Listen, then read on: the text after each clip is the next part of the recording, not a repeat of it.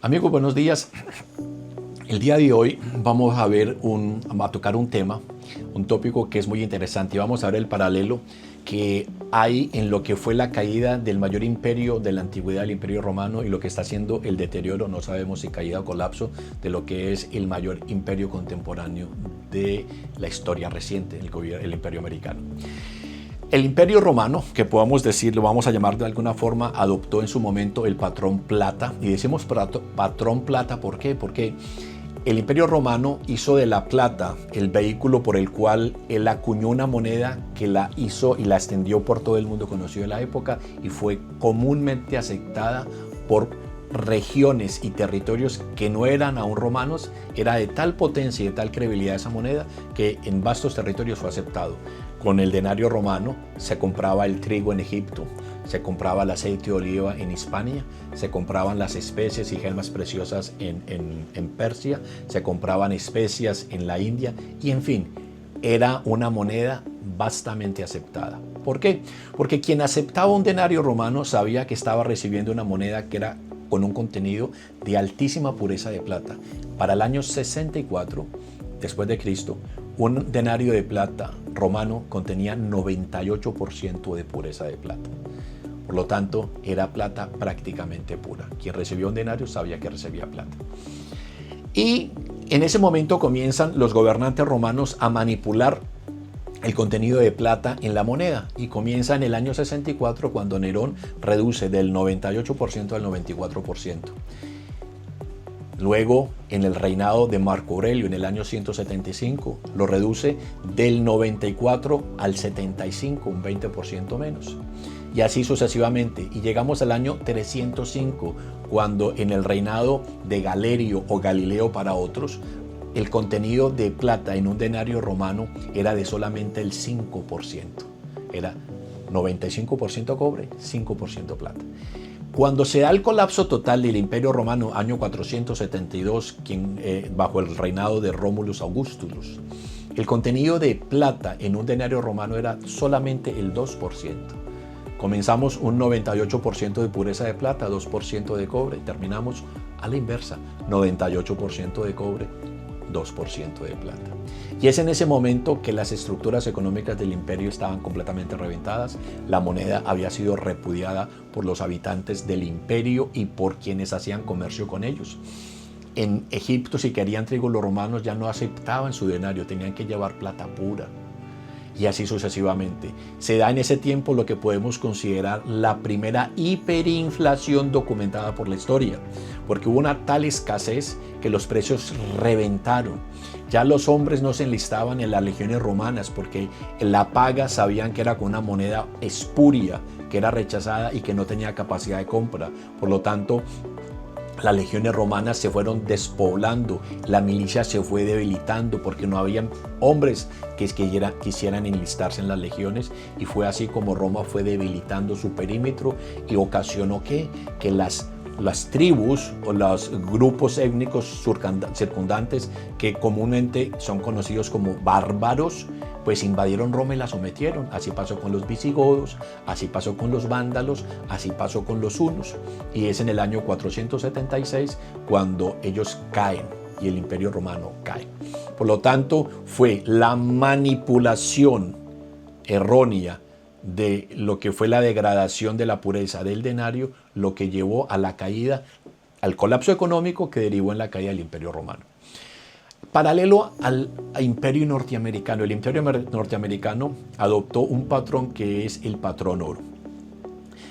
A raíz de después de la Segunda Guerra Mundial, cuando se está dando ya los estertores últimos de la Segunda Guerra Mundial, el gobierno de los Estados Unidos se reúne con sus aliados y determinan en la reunión de Bretton Woods que ellos iban a adoptar el dólar como moneda de intercambio para uso de comercio internacional, y el gobierno americano se comprometía a proveer esos dólares a sus aliados, y a contraprestación el gobierno americano iba a velar por la calidad, por la integridad de ese dólar. ¿Cómo? Imprimiendo dólares solamente en la medida que tuviera respaldo de oro. Y eso lo hacían así, ¿para qué? Para preservar la capacidad de compra y la integridad de la moneda. Y así fue hasta 1971. En 1971 el gobierno de los Estados Unidos, en cabeza del presidente Richard Nixon, decide abandonar el patrón oro de Bretton Woods y cancela el anclaje del dólar en el oro. ¿Qué aconteció?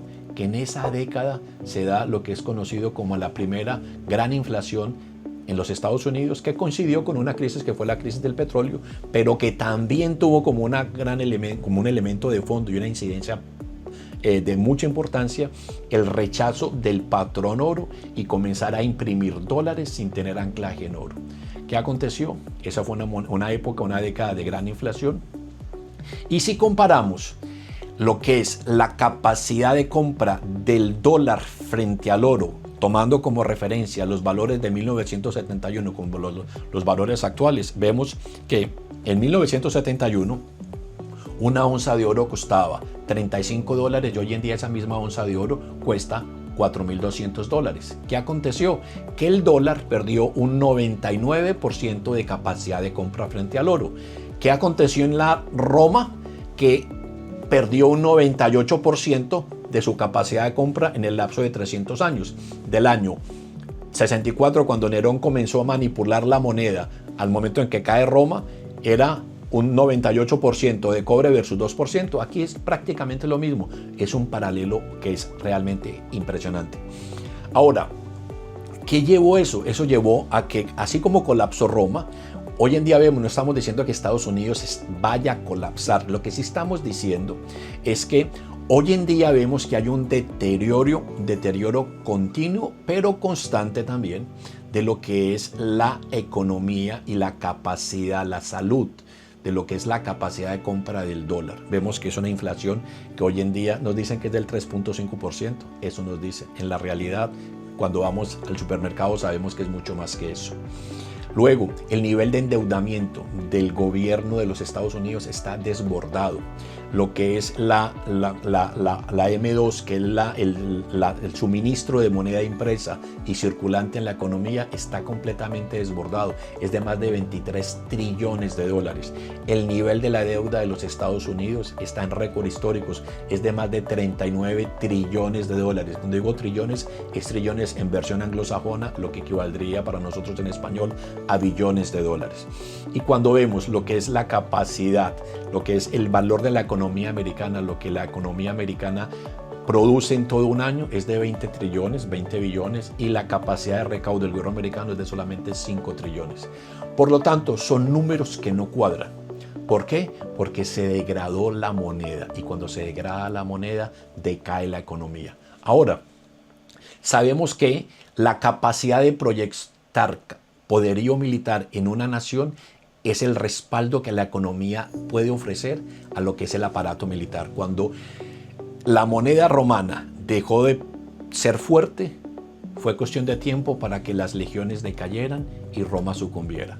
Eso mismo puede acontecer con el gobierno de los Estados Unidos. En el momento que el dólar deje de ser fuerte, ¿qué tan fuerte será la capacidad de los Estados Unidos de proyectar poder?